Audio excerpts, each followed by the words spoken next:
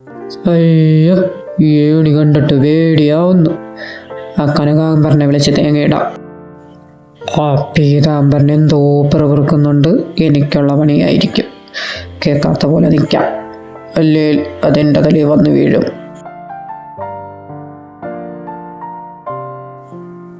എടാ കനകാംബരോ, എന്തിനാടാ പീതാംബര വിളിച്ചു പോകുന്നേ? എടാ ഇങ്ങോട്ടൊന്ന് വന്നേടാ.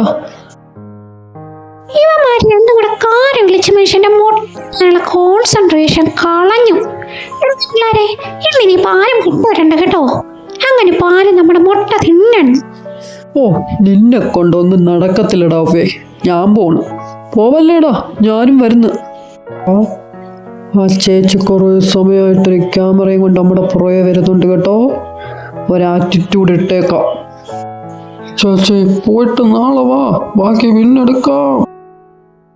ഇത് മതിയോടെ, എനിക്ക് കാല് കഴിക്കുന്നു.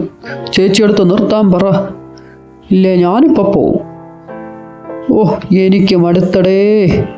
പോയേക്കാം. അടുക്കള വല്ലതും ആയോ നോക്കിയിട്ട് വാടേ. ചോറ് കറിയൊക്കെ ആയി. പീതാംബരോ, ലക്ഷ്മിക്കുട്ടിയെ, എല്ലാവരും വന്ന് വേഗം വേഗം കഴിച്ചിട്ട് പോ. ജോലി ഒതുക്ക്. മീൻ്റെ വില ഒന്നേ ഉള്ളു. അടി കൂടാതെ എല്ലാവരും കൂടെ പങ്കിട്ടെടുത്തോണം കേട്ടോ. ഓ ദോഷായണി, നീ വന്നോ?